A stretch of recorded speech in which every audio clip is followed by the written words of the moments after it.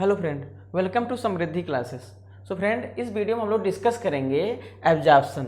Last video में हम लोग डिस्कस किए थे फार्माकोकाइनेटिक पैरामीटर। सो फार्माकोकाइनेटिक पैरामीटर का पहला जो पॉइंट है वो है एब्जॉर्प्शन। सो एब्जॉर्प्शन क्या होता है, पहले हम लोग एब्जॉर्प्शन समझते हैं। Means movement of drug from site of administration to reach into the circulation. अगर हम बात करें कि एब्जॉर्प्शन क्या होता है तो हम बताते हैं कि अगर कोई भी ड्रग है, जिस रूट से हम लोग उसको ले रहे हैं, लेने के बाद वो ड्रग ब्लड स्ट्रीम में कितना पहुंचता है। अगर वो ड्रग ब्लड स्ट्रीम में पहुंच रहा है तो इसे बोलते हैं हम क्या, एब्जॉर्प्शन। कोई भी ड्रग है वो ब्लड स्ट्रीम में कितना पहुंच रही है और किस रेट से पहुंच रही है। Rate is also important factor for absorption.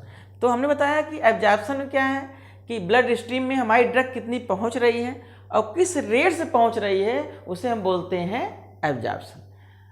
सो कुछ फैक्टर्स ऐसे हैं जो हमारे एब्जॉर्प्शन को अफेक्ट करते हैं।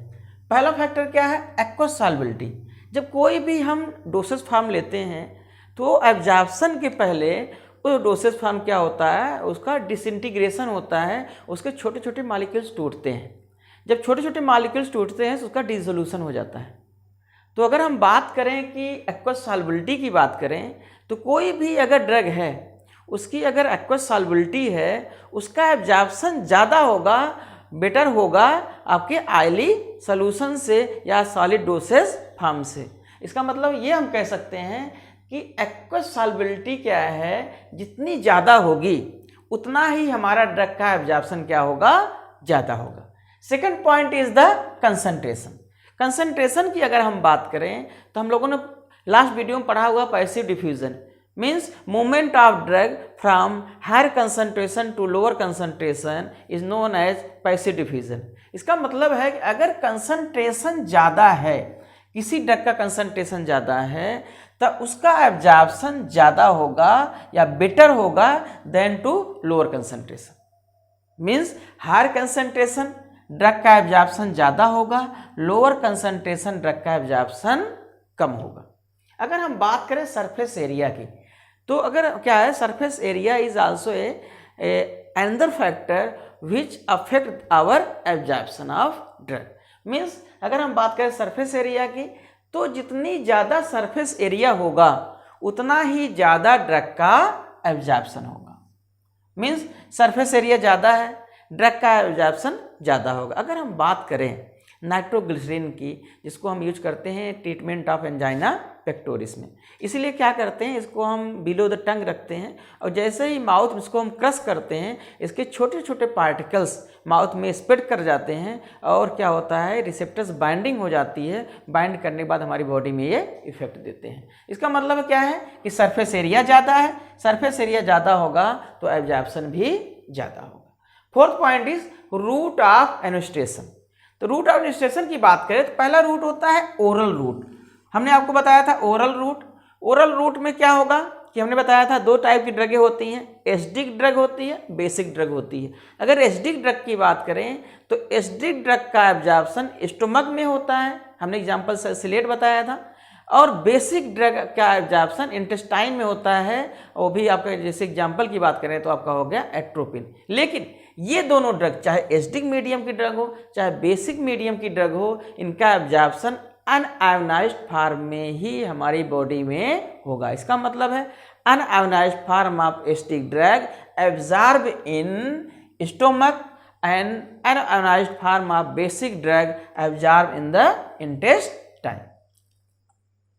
अगर हम बात करें प्रेजेंस ऑफ फूड, कुछ ड्रग ऐसी होती हैं जब उनको अगर फूड के साथ दिया जाता है तो फूड क्या करता है, उनको एब्जॉर्प्शन को रिटार्ड कर देता है। इसका मतलब है ऐसे ड्रग को फूड के साथ नहीं दिया जाना चाहिए। जैसे हम लोग बात करते हैं ओमेप्राजोल।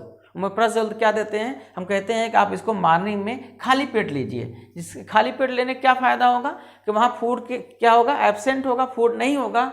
इस ड्रग का एब्जॉर्प्शन क्या होगा, बेटर होगा। इसका मतलब है कुछ ड्रग ऐसी होती हैं अगर उनको फूड के साथ दे दें, अगर फूड प्रेजेंट है तो उनको क्या करता है, एब्जॉर्प्शन को कम कर देता है। अगला जो आपका आता है रूट की बात करें तो आपका है सबक्यूटेनियस एंड इंट्रामस्कुलर की बात करें। तो हम अगर बात करें सबक्यूटेनियस और इंट्रामस्कुलर की, इन अगर दोनों रूट में कंपेयर करें तो इंट्रामस्कुलर की वायलेबिलिटी ज़्यादा होती है comparison to the subcutaneous route की। अब क्या है, कुछ ड्रगें हमारी सबक्यूटेनियस रूट से दी जाती हैं, कुछ ड्रगें हमारे इंट्रामस्कुलर रूट से दी जाती हैं, लेकिन वायलेबिलिटी में दोनों में डिफरेंस है। वायलेबिलिटी सबसे ज़्यादा इंट्रामस्कुलर की होगी अगर कंपेयर करते हैं सबक्यूटेनियस रूट की। अगला टॉपिक है, इसका पॉइंट है वो है टॉपिकल साइट्स। तो हमने बताया था सिस्टेमिक रूट के अलावा क्या होता है, कुछ साइट्स ऐसे हैं टॉपिकल साइट्स होते हैं, जैसे हमने बताया था कि स्किन, म्यूकस मेम्ब्रेन, जितनी भी ड्रगें स्किन या म्यूकस मेम्ब्रेन के थ्रू दी जाती हैं ये आपकी आती हैं टॉपिकल साइट्स में। तो अब अगर हम बात करें कुछ ड्रग की जो आपकी स्किन या म्यूकस मेम्ब्रेन थ्रू दी जाती हैं, तो उसमें क्या होती है, ड्रग का एब्जॉर्प्शन केवल कुछ ही ड्रग में जो टॉपिकली अप्लाई की जाती हैं उनमें हमें बेटर एक्शन मिलता है। और ये भी जो बेटर एक्शन मिल रहा है इनका जो बेस है क्या होगा, ये ऑयली ड्रग्स होंगी। क्या होंगी, ये ऑयली ड्रग्स होंगी। अगर ऑयली बेस्ड ड्रग हैं तो इनका अगर हम क्या करते हैं, टॉपिकल अगर साइड से दे रहे हैं या स्किन या म्यूकस मेम्ब्रेन से दे रहे हैं तो इनका एब्जॉर्प्शन क्या हो जाता है, यहाँ पे बेटर हो जाता है। कुछ पर्टिकुलर ड्रग्स हैं जिनको हम टॉपिकल रूट से ही अप्लाई करते हैं। नेक्स्ट पॉइंट है वायलेबिलिटी। वायलेबिलिटी क्या है कि हमें सीधा सीधा समझना है कि जितनी ड्रग हमने कंज्यूम किया है उसमें उसका कितना अमाउंट या कितना परसेंट ड्रग हमारे ब्लड स्ट्रीम में पहुंच गया है और कितनी देर में पहुंचा है। Means rate and extent of drug absorption from site of administration to reach into the blood circulation. Means कि जितनी ड्रग हम ले रहे हैं, जितनी ड्रग, मान लीजिए पैरासीटामॉल हमने 500 mg लिया और वो ड्रग एब्जॉर्प्शन हमने लिया 500 mg पैरासीटामॉल का, तो हमारे ब्लड स्ट्रीम में कितना अमाउंट पहुंच रहा है, 500 mg का कितना अमाउंट पहुंच रहा है, इसे बोलते हैं वायलेबिलिटी। अब देखिए वायलेबिलिटी में क्या होता है कि वायलेबिलिटी में अगर पार्टिकल साइज स्मॉल है, मीन्स अगर पार्टिकल साइज छोटे छोटे पार्टिकल्स हैं, लार्जर पार्टिकल्स नहीं है, स्मॉल पार्टिकल्स हैं, तो स्मॉल पार्टिकल्स हैं तो इसका मतलब है इनका एब्जॉर्प्शन क्या होगा, ज़्यादा होगा, इनका एब्जॉर्प्शन ज़्यादा होगा। Means smaller particle size better absorption. अगर हम बात करें वायलेबिलिटी को हम लोग डिनोट कैसे करते हैं, तो हमको अगर डिनोट करना है वायलेबिलिटी को तो हम लोग, ये आपका एक्स एक्सिस है, ये आपका वाई एक्सिस है। एक्स एक्सिस पे हम लोग टाइम को डिनोट करते हैं एंड वाई एक्सिस पे हम लोग करते हैं कंसंट्रेशन को डिनोट करते हैं। तो हमने यहाँ पे 3 ड्रग ली हुई है, drug A, drug B and drug C लिया हुआ है। तो ये हमारा जो है थेरेप्यूटिक कंसंट्रेशन है, लेवल है ये, कि अगर जो भी ड्रग इस लेवल को रीच करती है, इस लेवल को टच कर जाती है या उसके ऊपर जाती है, वही ड्रग हमारी बॉडी में इफेक्ट शो करेंगे। अगर इसके नीचे होगा तो इसे बोलते हैं सब थेरेप्यूटिक लेवल। तो हमने देखिए कि हमारे पास 2 ड्रगें हैं, एक ड्रग ए है और एक ड्रग बी है। Drug A and drug B दोनों का आपका area under curve AUC, area under curve same है, एरिया अंडर कर्व सेम है, लेकिन यहाँ पे ड्रग ए इफेक्ट शो कर रहा है लेकिन ड्रग बी इफेक्ट नहीं शो कर रहा है, क्योंकि इसका क्या है कि ये थेरेप्यूटिक लेवल पे नहीं पहुँच रहा है। अगर हम बात करें ड्रग सी की, तो ड्रग सी का एब्जॉर्प्शन क्या है, कम हो रहा है। ये भी सब थेरेप्यूटिक लेवल पे आ रहा है क्योंकि ये थेरेप्यूटिक लेवल को टच नहीं कर रहा है। इसका मतलब है कि ये ड्रग सी का एब्जॉर्प्शन कम है।